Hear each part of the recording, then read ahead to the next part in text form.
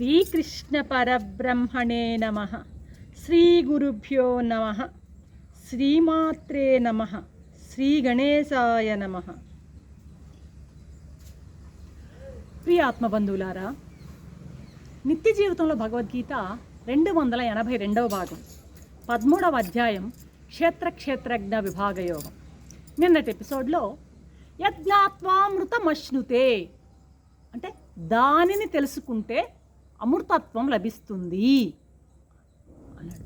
జనన మరణాలు లేనటువంటి ముక్తి లభిస్తుంది అని చెప్పాడు పరమాత్మ. ఇది నేను తెలుసుకున్నాం. చూడండి, ఈ కేవలం తెలుసుకోవడంతోనే ముక్తి లభిస్తుంది. అది నిన్న చెప్పింది కూడా మనం ఏంటి, జ్ఞానం వలనే ముక్తి లభిస్తుంది, అంతేగాని కర్మ వలన వచ్చేది కాదు ముక్తి. ముక్తి కావాలి అంటే కేవలం జ్ఞానంతోనే, కర్మ వలన మోక్షం రాదు అన్నది మనకి బాగా అర్థమవుతుంది. జ్ఞానాదేవతు కైవల్యం అని కూడా శృతి మనకి చెప్తూ ఉంటుంది అన్నమాట. ఇప్పుడు అంధకారంలో చీకట్లో తాడును చూసి పామని భ్రమించాం. ఎప్పుడైతే వస్తువు యొక్క సామాన్య జ్ఞానం లేకంటే తాడు అనేటువంటి సామాన్య జ్ఞానం అంటే తాడు అనే జ్ఞానం లేకుండా విశేష జ్ఞానం అంటే ఆ తాడులో పాముని మనం చూసామో అప్పుడు మనకి భ్రాంతి కలిగింది, భయకంపితుడమయ్యాం. పక్కనే ఉన్నటువంటి మనిషి ఆ లైట్ వేసి చూపగానే దాని యొక్క తాడు అని మనకి తెలిసింది, అక్కడ పాము లేదని అర్థమైంది. పాము అని చూసిన తాటినే తాడు అని తెలుసుకోవడానికి ఏం కావాల్సి వచ్చింది? అక్కడ ఏం ప్రయత్నం లేకుండా ఇది తాడే అన్నటువంటి యథార్థ జ్ఞానం కలగగానే మనలో ఉన్న భయం ఇది పాము కాదు తాడే అన్నటువంటి ఆ తాడు యొక్క యథార్థ జ్ఞానం, సామాన్య జ్ఞానం మనకు కలగగానే జ్ఞానం, ఆ భయం తీరిపోయింది అన్నమాట. 3 కాలాల్లోనూ అది తాడే, పాము కాదు, అది తాడే. కానీ మనం అజ్ఞానంతో దాన్ని పాముగా భ్రమించాము.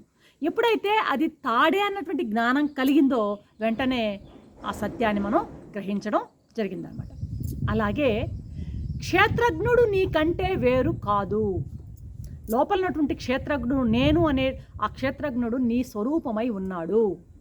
అయితే ఆ క్షేత్రజ్ఞుడిని దృశ్య వస్తు దోషాలకు అంటగట్టి మనం సంసారమైన అంటే ఆ లోపల క్షేత్రజ్ఞుడిని మనం దేహం అనుకుంటున్నాము, మనస్సు అనుకుంటున్నాము, ప్రాణం అనుకుంటున్నాము, ఇంద్రియాలు అనుకుంటున్నాము, దేహాత్మ, ఇంద్రియాత్మలు, ప్రాణాత్మలు ఇలాగా అంటగట్టి ఈ దృశ్య వస్తు దోషాలన్నీ అంటగట్టి మనం ఈ సంసార కోపంలో పడిపోతున్నాము. కాబట్టి ఆత్మతత్వ జ్ఞానము, సమ్యక్ దర్శనము లభించిందా మోక్షం కర్తలామకం అరచేతిలో ఉంది. అర్థమైందా? భగవంతుడు ఇక్కడ దాన్ని ఆ క్షేత్రజ్ఞుణ్ణి వర్ణిస్తూ ఉన్నాడు మనకి. ఎందుకంటే అయ్యా, కర్మ వలన నీవు పొందలేవు ఈ మోక్షాన్ని, కేవలం జ్ఞానం వల్ల మాత్రమే ఈ క్షేత్రజ్ఞ నువ్వు తెలుసుకోగలవు అని చెప్పడానికి స్వామి మనకి గట్టి ప్రయత్నం చేస్తున్నారు అన్నమాట. ఏమంటున్నాడు, ఇంకా ఏం చెప్తున్నాడు ఆయన? అనాదిమత్ అంటున్నాడు. అనాదిమత్ అంటే ఏంది? క్షేత్రజ్ఞుడు ఆది లేనివాడు అనగా పుట్టుక లేనివాడు. అంటే కార్యరూపుడు కాదు. కార్యం అంటే కుండ, కారణం మట్టి కార్యరూపం ఏంది? కుండ. ఈయన కార్యరూపుడు కాదు, కారణమే కానీ కార్యరూపుడు కాదు. కాబట్టి అనాది, ఇతడు అన్నిటికీ మూలమైనటువంటి క్షేత్రజ్ఞుడై ఉన్నాడు. ఆదిలో ఉన్నటువంటి సమస్త ప్రపంచాన్ని ఆయన తెలుసుకుంటూ తాను అన్నిటికీ కారణమై ఉన్నాడు, కానీ దేనికి కార్యంగా లేడన్నమాట. అనాది అయి ఉన్నాడు, ఆది లేదు, దేనికి కార్యం కాదు. మనం అతనికి పరబ్రహ్మానికి ఆది ఉంది అన్నామనుకో, ఎవరు ఆ విషయాన్ని చెప్పింది? ఇప్పుడు ఒక క్షేత్రానికి మరొక క్షేత్రజ్ఞుడు కారణం అన్నాం. ఉదాహరణకి ఇప్పుడు ఒక అతను ఉన్నాడు, ఒక సుబ్బారావు. అదొక సుబ్బారావు అనేటువంటి ఆ శరీరము ఆ క్షేత్రానికి క్షేత్ర కారణం ఎవరు అని అంటే ఏదో ఆ శరీరం రావడానికి ఎవరో కారణము, ఏదో ఎక్కడో వాళ్ళ తండ్రి గారు, ఆ తండ్రి రావడానికి ఎవరు, ఇంకో తండ్రి, ఆ తండ్రి, ఇలా ఈ విధంగా ఈ క్షేత్రజ్ఞునికి మరొక కారణం ఈ పరంపర అంతు లేకుండా పెరిగి అనవస్థా దోషం సంభవిస్తుంది. కాబట్టి జ్ఞేయం అని చెప్పబడేటువంటి క్షేత్రజ్ఞుడు అనాదిమంతుడు. క్షేత్రజ్ఞుడు అనాది, ఇతనికి ఆది లేదు, దేనికి కార్యం కాదు, కారణం మాత్రమే అన్నది ఇక్కడ స్వామి మనకి చెప్తున్నాడు అన్నమాట. సాంఖ్యులు అయితే ప్రకృతిని కూడా అనాది అనేస్తారు. అయితే ప్రకృతి కూడా అనాదే, పరబ్రహ్మలాగా ప్రకృతి కూడా అనాదే. అయితే అనంతం కాదు ప్రకృతి, మాయ అనంతం కాదు, అంతముంది మాయకి. జ్ఞానం ఎప్పుడైతే కలుగుతుందో మాయ పటాపంచలైపోతుంది. లైట్ ఎప్పుడు తీసుకొస్తామో చీకటి పారిపోతుంది. అలాగే జ్ఞానం రానంత వరకే ఉంటుంది. ఒకప్పుడు ఉండి మరొకప్పుడు లేని దాన్ని మాయ అంటాం. మాయ అనంతం కాదు, అనాదే కానీ అనంతం కాదు. స్వామి చెప్తున్నాడు ఆ క్షేత్రజ్ఞుడే పరబ్రహ్మ అన్నాడు. త్రివిధ పరిచ్ఛేద శూన్యమైనటువంటి పరబ్రహ్మ. త్రివిధ పరిచ్ఛేదాలంటే దేశ కాల వస్తు పరిచ్ఛేదాలు. దేశ కాల వస్తు ఒకే అన్ని దేశాలలోనూ ఉంటాడు, అన్ని కాలాల్లో ఉంటాడు, అన్ని వస్తువుల్లోనూ ఉంటాడు. కాబట్టి ఈ త్రివిధ పరిచ్ఛేదం శూన్యమైనటువంటి వాడు పరబ్రహ్మ. కాబట్టి ఈ వర్ణన అంతా కూడా ఎవరికి చేస్తున్నాడు స్వామి? క్షేత్రజ్ఞునికి చేస్తున్నాడు. ఈ విషయం మనం మర్చిపోకూడదు. ఇతను అనాది పరబ్రహ్మ మరియు త్రివిధ పరిచ్ఛేదాలు లేనటువంటి పరబ్రహ్మ.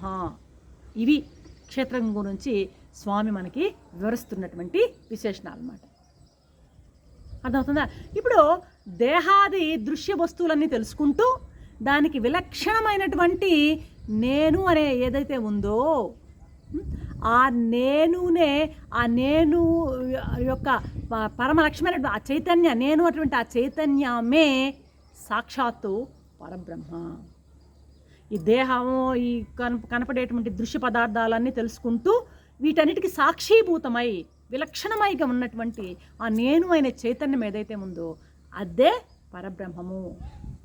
ఇక్కడ బ్రహ్మము అని చెప్పకుండా పరబ్రహ్మము అని వాడారు. ఎందుకనంటే బ్రహ్మము అనే పదానికి కొన్ని పదాలకు బ్రహ్మం అని వాడుతుంటాం. వేదానికి, ప్రకృతికి, ఇంకా చతుర్ముఖ బ్రహ్మకు మనం బ్రహ్మ అనేటువంటి పదాలు వాడుతుంటాం. కాబట్టి ఆ మాట నుండి ప్రత్యేకించి దాని నుంచి ప్రత్యేకించి చెప్పడానికి గాను పరబ్రహ్మ అనేటువంటి శబ్దం ఇక్కడ ప్రయోగించబడింది అన్నమాట. ఎట్లాంటి అడిగినా నా సత్తన్నా సదుచ్యతే అంటాడు. క్షేత్రజ్ఞుడు పరబ్రహ్మ సత్తు కాదు, అసత్తు కాదు అని అంటున్నాడు. సత్తు కాదు, అసత్తు కాదు. పరబ్రహ్మ అవాన్మానస గోచరుడు. ఆయననే శబ్దాలు బ్రహ్మాన్ని ప్రతిపాదించలేవు. అస్థి నాస్తి, ఉండడం ఉండకపోవడం అనేది బుద్ధి ధర్మాలు. క్షేత్రజ్ఞుడు ఈ బుద్ధి ధర్మాలకి అతీతుడు. అంటే ఉండడము ఉండకపోవడం అనేది క్షేత్రజ్ఞునికి ఏమాత్రము చెల్లవు. బ్రహ్మము సత్ అసత్తులు మరియు క్షర అక్షరాలకు అతీతుడు అని ఈ 11వ శ్లోకం యొక్క పరమ ఉత్తరార్థంలో చెప్తూ స్వామి ముగిస్తున్నాడు. రేపటి ఎపిసోడ్లో మరొక అంశంతో మీ ముందుంటాం. అంతవరకు సెలవు. సర్వం శ్రీకృష్ణ చరణారవిందార్పణం. ఓం శాంతి శాంతి శాంతి.